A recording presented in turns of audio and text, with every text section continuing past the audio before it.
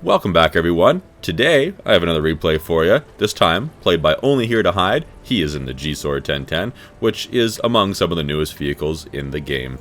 To be completely honest with you, I don't know a whole lot about the GSOR 1010, but that's one of the reasons why we're going to check out this replay today. So I did do a little bit of research ahead of time. The GSOR 1010, well, obviously it's one of the new British wheeled medium tanks, and it has an average damage per shot of 360 hit points. And as you may not at all be surprised to know, this thing has absolutely nothing for armor. Actually, you're probably going to be frustrated a lot by it because you're going to shoot the thing and do 0 damage, but take a look at this. Every spot you see on here that's green is a guaranteed penetration when it's being shot by itself. Anything blue, also almost certainly a penetration. Anything pinkish, that's where you're going to get the auto ricochets. So really, unless you're hitting this thing at a really weird angle and only on certain spots of the turret and the front of the hull, you're probably going to penetrate pretty easily. So if it has absolutely no armor, why would you be frustrated for doing no damage when you hit the thing?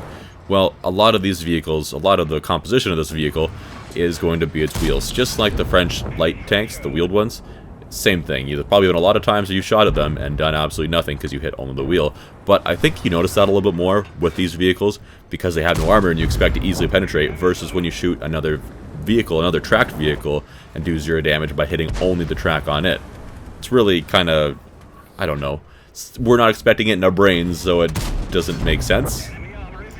Anyway, let's get back to this now. So, Only Here to Hide has already gotten 1500 damage, and looks like probably about to be some more damage.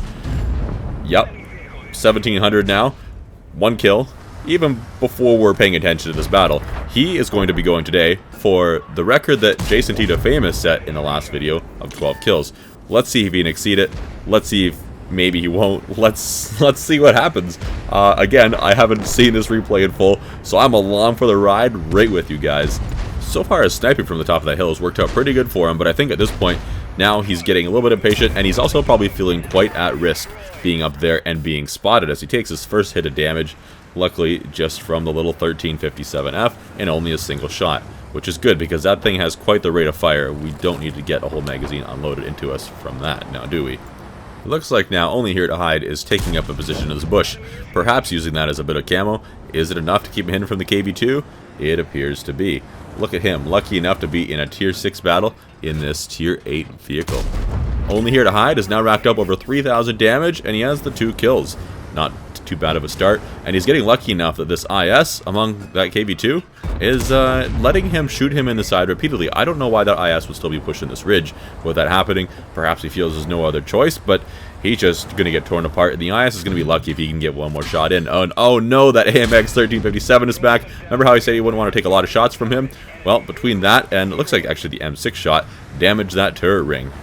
That 1357 having that angle on our hero here is probably going to force him to switch up his angle of attack a little bit, and a little bit he has. It might be enough, just that little bit of a ridge beside him, that might be enough, along with the rock, to keep the 1357 from getting the line of sight at him.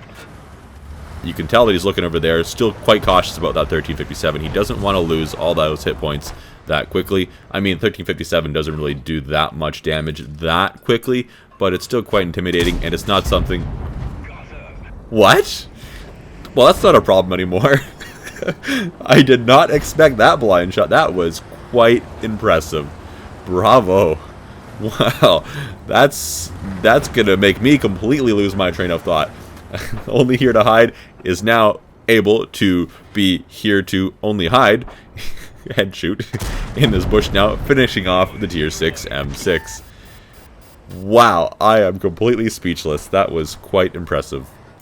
That now makes the 4th and 5th kills consecutively there in a short period of time. Although we don't know exactly how much damage he did to that 1357 when he finished him off with that blind shot. He has now definitely done over 4,000 damage, maybe 4,500 damage. And I'm wondering how much longer this spot is going to be useful for, given that the number of targets over there is starting to dwindle. So maybe now that spot isn't as useful as it once was. It looks like he's seen that the north end of the map could maybe use a little bit more support at the time. And there's a Leo. Will he get that shot in there? Oh yeah, that was not even a perfectly aimed shot, or not a fully aimed shot. And he managed to get that in there, no problem. Look at that. He's maybe getting a little bit of luck in this battle, but I can't take anything away from him. He has definitely educated me very nicely in this battle here. I've got to see what the GSOR 1010 has to do, or can do, as well as exactly the best way to make this map work in this game mode, as I don't really play Encounter the Assault game modes very often, and now a Super Hellcat has appeared. Let's see what he can do about that. The Super Hellcat looks like he's taken some hits already from Only Here to Hide's teammates as well, so perhaps it won't be that big of concern. Perhaps Only Here to Hide doesn't need to load the premium APCR for this, but whatever. Who cares? A kill's a kill.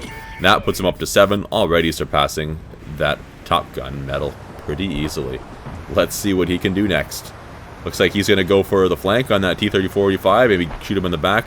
Looks like he's going to put a little bit of space between himself and the enemy first here.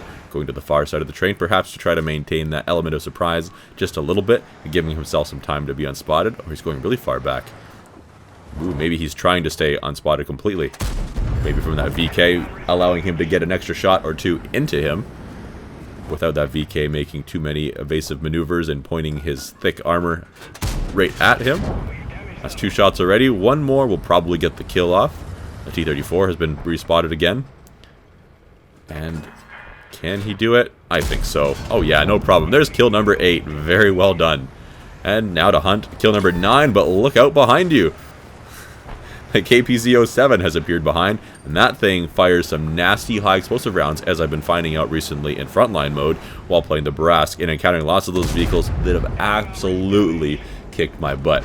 This T-34-85, though, being a tier 6, probably isn't going to live very long, especially in this 1 versus 4 situation over on this side of the map. And that KPZ looks like, understandably, is trying to get out of there, although maybe he's not getting out of there. He's just stopping on the hill to try to get a shot in return, but actually gets shot himself. And now he is being hunted by our friend here. But a Scorpion G, that's a game changer. That is going to put Only Here to Hide on a single kill from any tank in this game. And with having no armor, he doesn't really have much chance of surviving a hit at all. Oh, what was I saying? He can't survive a hit? He proved me wrong. This match is full of surprises. Now, where is that Scorpion G? Hopefully he doesn't poke this hill until he knows he's unspotted. Maybe he'll use that bush and try to outspot the Scorpion G and see him back here. But if that Scorpion G is in a bush hiding very well, then that might not work. Unless Only Here to Hide can catch these enemies off guard, which it looks like he's probably not going to catch that Scorpion off guard, it's probably going to be quite difficult for him to get any more kills here without taking a hit himself, given how low of a hit point he's on. It's very risky. Whoa. Did that look weird to anyone else? It seemed like Only Here to Hide fired that blind shot at the Scorpion G's location at the exact same moment the Scorpion G was spotted. I wonder if that was just some really good luck, super duper crazy inhuman reaction time, or if there was just a little bit of a lag thing going on with the replay. But given that Only Here to Hide's connection speed looks like it's quite stable and his frame rate is quite high, I kind of doubt that. And there he goes. He got the jump on that Scorpion G, picking up the 10th kill in this battle. That alone is very impressive. I'm wondering where this SU-100 is. Oh, there he is. He hasn't been spotted up until now for several minutes. And of course, as soon as I open my mouth, he gets spotted and throws everything I'm saying into irrelevancy. Is that a word? That's a word today. Looks like Only Here to Hide has decided he's going to pick on that SU-100. He's flying that direction. Maybe he can even pick up this T-32 on the way there. That would be nice. It looks like he's going to. He's got the line of sight. The T-32 is looking this direction and has spotted him. Ooh, I'm worried about that SU-100 up there having a line of sight on him now. I think he's going to be safe just with how that rock formation is up top. But the SU-100 is probably going to be expecting him to be heading this direction.